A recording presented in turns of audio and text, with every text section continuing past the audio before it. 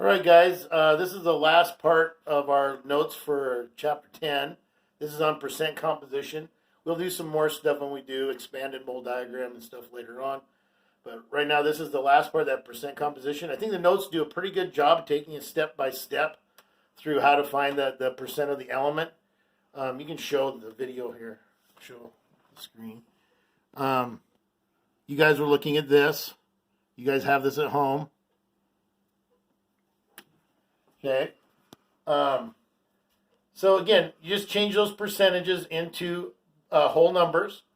And then when you got down to figuring out empirical formulas, remember the key there is using 100 gram samples. If we just say, hey, change our percentages to grams, then we can do our molar mass, grams per mole.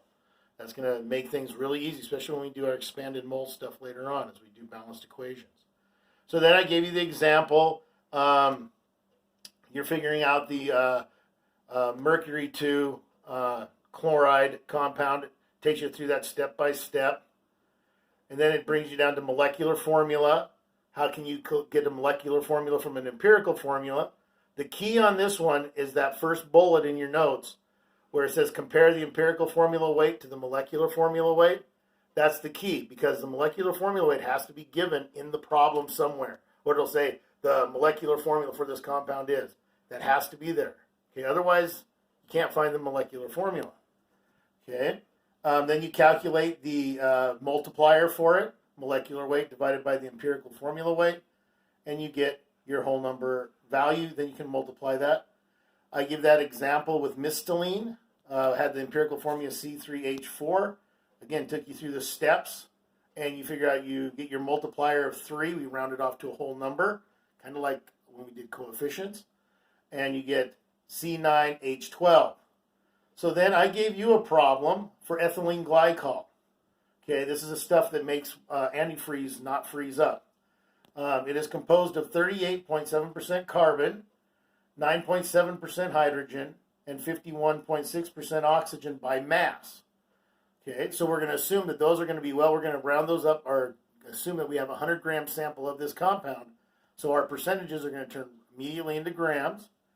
I give you the molar mass of this compound of ethylene glycol is 62.1 grams per mole.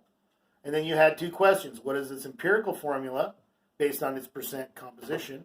And what is its molecular formula, which will be our multiplier that we'll figure out. And then I gave you the answers, A and B. All right. Okay.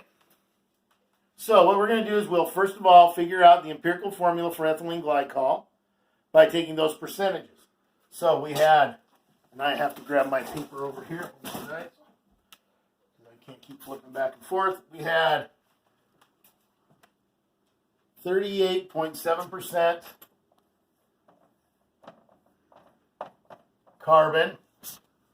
We had 9.7% hydrogen and 51.6% oxygen. So we go, okay, well, let's make those grams. So this now becomes 38.7 grams carbon, 9.7 grams of hydrogen, and 51.6 grams of oxygen. We have to convert those into their molar equivalents. That's our counting number, the good old mole.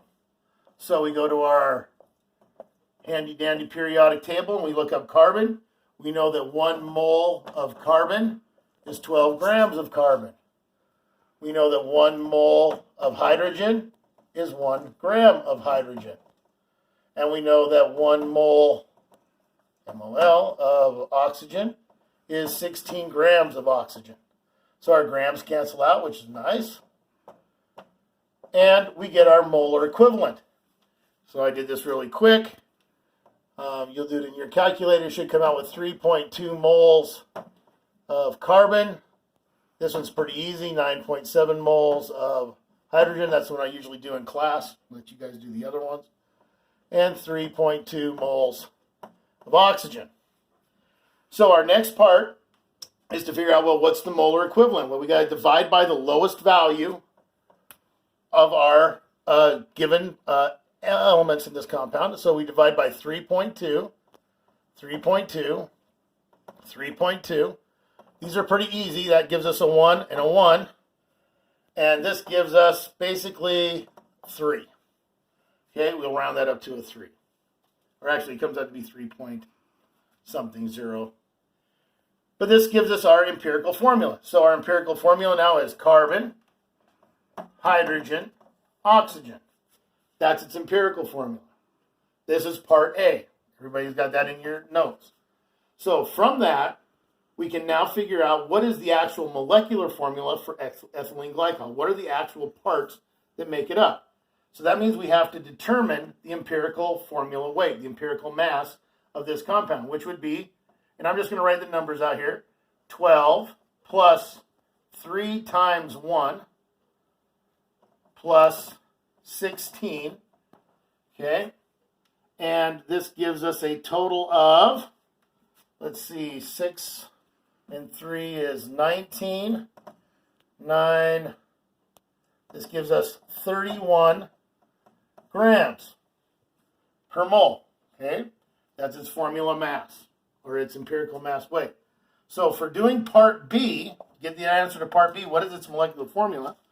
We take its given of mass, the 62.1, okay, grams per mole, and we divide that, we'll put that in there, grams per mole, divided by what we just figured out here, 31 grams per mole. Those cancel out. And this gives us our multiplier, which everybody can see, and you did it if you did it on your worksheet or in your notes, you know that our multiplier comes out to be 2. That's our multiplier. So if I take my multiplier, I multiply any of my subscripts. So this becomes C2H6O2. This is the molecular formula for ethylene glycol, based on knowing the percentages and the molar mass of the compound. So you can figure these out. And this was part B. Okay, that was part A right there.